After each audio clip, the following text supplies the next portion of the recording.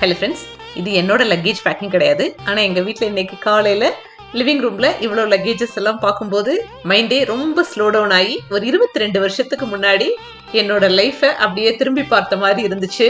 First time ஊரை விட்டு வேலைக்காக ஒரு இடத்துக்கு வந்து வெளியூரில் ஸ்டே பண்ணும்போது இந்த மாதிரி லக்கேஜஸ் எல்லாம் கொண்டு வந்து வேலையோடு வந்துட்டோம் அப்படின்னா பெரிய கவலை இருக்காது. ஆனால் வேலையெல்லாம் இல்லாமல் இங்கே வந்து தான் வேலை தேடணும் அப்படிங்கும் போது நிறைய பொறுப்புகளோட ஒரு இடத்துக்கு மூவ் ஆகும்போது நிறைய சேலஞ்சஸ். வாழ்க்கை இவ்வளவு கஷ்டமானதா இருக்குமா அப்படின்னு எல்லாம் என்னென்ன நாட்கள் உண்டு. ஆனா இந்த பேக்கேஜஸ் எல்லாம் வேலை கிடைச்சு இனி நம்ம லைஃப் சுதந்திரமா இருக்க போறோம்னு நினைச்சு ஹாப்பியா பேக் பண்ணப்பட்ட 2 பொண்ணுகளோட லக்கேஜ்.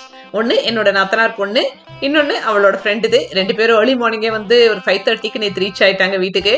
ஃபர்ஸ்ட் 2 வாரம் ஹோட்டல் அகாமடேஷன் இருக்கு. இருந்தாலும் ஹோட்டல் செக்இன் மத்தியானம் 1 மணிக்கு தான். ஸோ டைரக்டா எங்க வீட்டுக்கு வந்துட்டு பிரேக்ஃபாஸ்ட் லஞ்ச் எல்லாம் முடிச்சுட்டு அதுக்கப்புறம் தான் கிளம்புனாங்க. நாத்தனார் பொண்ணோட ஃப்ரெண்டு வந்த பஸ்ல ஏசி ஹைல இருந்திருக்கு. அவளுக்கு ஆஃப் பண்ணவும் முடியல. எய்தர் டிரைவர்கிட்டையும் சொல்லாததுனால அந்த ஏசிலேயே என்னாச்சுன்னா வரும்போதே கோல்டோட செமையா வீட்டுக்குள்ள வந்தா.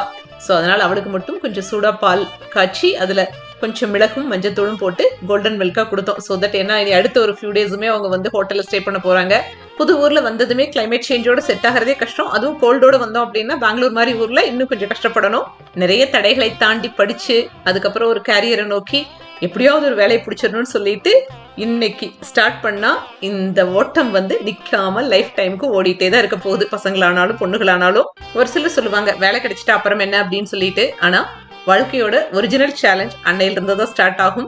ஏன்னா கமிட்மெண்ட்ஸ் அன்னையில இருந்து தான் நம்ம பாக்கெட்டுக்குள்ள ஒன்னொன்னா ஆட் ஆயிட்டே இருக்கும். ஒவ்வொரு ஸ்டேஜ்லயுமே லைஃப்ல நிறைய சேலஞ்சஸ் இருக்கு. படிச்சு முடிக்கும் போது நல்ல மார்க்கோட பாஸ் ஆகணும். அதுக்கப்புறம் இன்டர்ன்ஷிப் ஓரளவுக்கு நல்லா முடிச்சிடணும். இன்டர்ன்ஷிப் முடிச்சதுக்கு அப்புறம் கம்பெனில இருந்து எப்ப கூப்பிடுவாங்கன்னு ஒவ்வொரு நாளும் தினம் அந்த மெயில ஒரு 1000 தடவை செக் பண்ணி இன்னைக்கா நாளைக்கான்னு சொல்லி எதிர்பார்த்து காத்திருந்த நாட்கள்.